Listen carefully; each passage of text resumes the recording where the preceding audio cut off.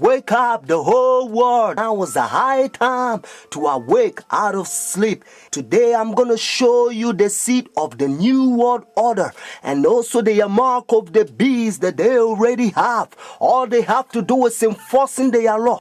The whole thing is tied with religion. That's why Revelation chapter 13 verse 17, the Bible says no one can buy or sell. Notice. It's a great honor for me.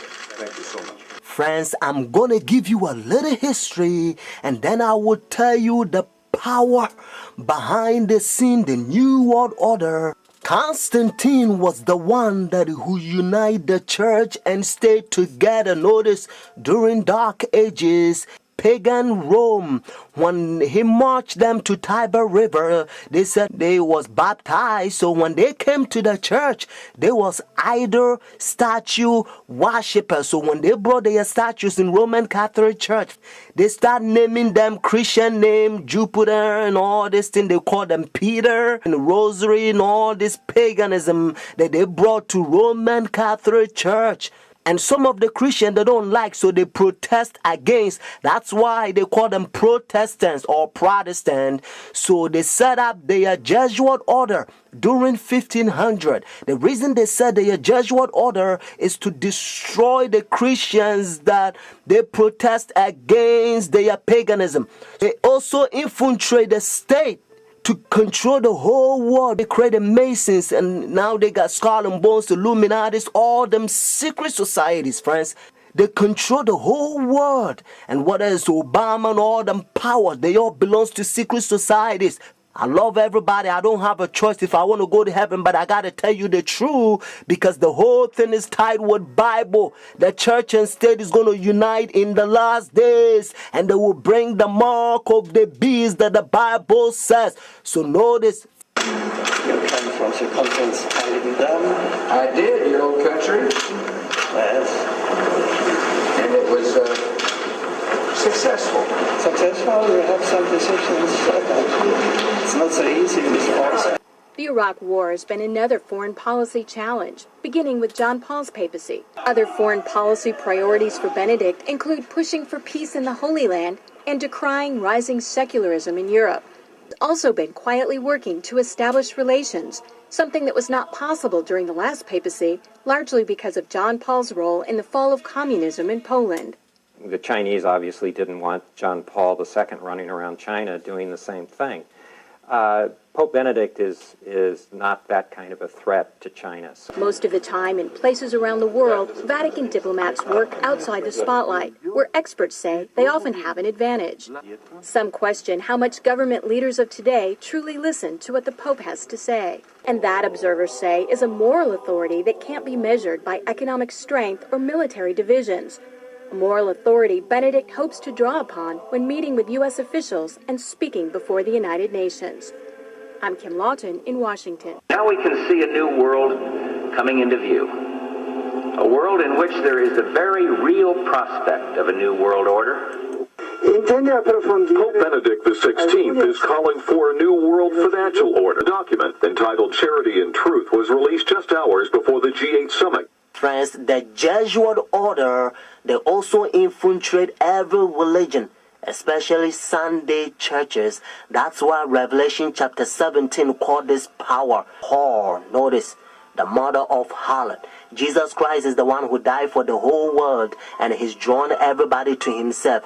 But this power, they don't want you to go to Jesus Christ. They want you to go to them and confess your sin to them. So notice what Revelation chapter 18 says. And they also infiltrate the kings, presidents. So notice. And he cried mightily with a strong voice, saying, Babylon the great is fallen and is fallen, and is become the habitation of devils, and the whore of every foul spirit, and the cage of every unclean and hateful bird. For all nations have drunk of the wine of her fornications. And notice, and the kings of the earth have committed fornication with her. Friends, now I'm going to tell you their mark. Notice this power, the mark of the beast. Because notice, if the Bible says the mark of the beast, means this power has a mark. The beast is a language that God is using for this power. And they themselves, they says in their own book, the book of Catechism, the old version, notice, they says Sunday worship is their mark of authority. The new version, they don't use the word authority, but at least, thank God, they still admit it. Even the new version of Catechism, they still says they changed the Sabbath from Saturday to Sunday. Friends, the mark of the beast is not worldly speculations that sometimes you hear. Some people says, well, it's computer chip, but unfortunately you don't find in the Bible. And some people says, it's 666. But according to Revelation 13 verse 18, actually 666 help you to find the beast. What I mean is to identify the beast. But the Bible says the mark. The reason why I repeat and I kind of stretch it because I don't want you to miss it. It's a deception.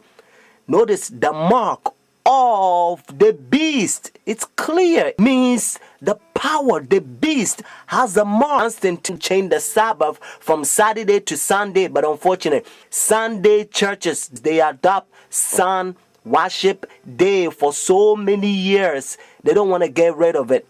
But actually, it's a pagan sun worship day, Sunday worship. Look, even the spellings, you'll find out. Matter of fact, if you look at your calendar, Sunday is always begin as the first day of the week. Unfortunately, they will skip, and some people, they don't know, they will count Monday as the first day of the week, because according to Revelation chapter 12 verse 9, the devil would deceive the whole world. So it's a deception. So a lot of people, the devil, he's in the process blinding the people, including the Christendom. Friends, if you go to church Sunday, notice the first day church, now you don't have the mark of the beast according to Revelation 14 and 13 unless the law is enforced. That's why now you hear different country, they try to forcing the people to not sell or do anything on Sunday because they try to enforce the law. But according to Bible, notice United States is the one who's going to cause the whole world to worship the beast. Their sun worship day means Sunday worship according to Revelation 13. So whenever United States enforce the law, then every country also going to enforce because they control the whole world. Every president on the Roman Catholic Church. Friends, Saturday is always the Sabbath, the seventh day of the week. Notice, and again, it's always Saturday. And that's why the Bible says the seventh day is the Sabbath. Jewish nation, even though I'm not Jewish, they still keep the Sabbath Saturday. And also encyclopedia, you will find it even different language. If you speak Spanish, Sábado means Saturday. You can also find in the Bible, according to Genesis chapter 2, verse 2 to 3, you're going to find out that God created heaven and the earth 6 days, and the seventh day he rested, and that seventh day it's Saturday. And then Jesus Christ, remember, when Adam and Eve they sinned, Jesus Christ came to redeem our soul, and he finished his work 6 days, Friday afternoon. Remember, that's why they call it Easter Friday or Good Friday. It says it is finished Friday, and then he rested Saturday, just like he rested Genesis chapter 2 verses 1 to 3. And Sunday, the early day in the morning, you will find in the book of Luke chapter 24 verses 1 to 3. You will also find in Luke chapter 23 verses 50 to 56. The seventh day is always Saturday until Constantine 321. He changed it from Saturday to his own pagan sun creation worship day. The devil behind the scene. You are about to see the power God is going to fill us with his outpouring, just like he did it for the first century, the apostle church. And then we're going to go forward and preach the loud cry. The third angel's message, we're going to protest against their pagan sun worship day, means their Sunday worship. And then Jesus Christ will come, just like Bible says, if the day is not short, no flesh will be saved. But for the elect's sake, means those who take a stand, the day will be short.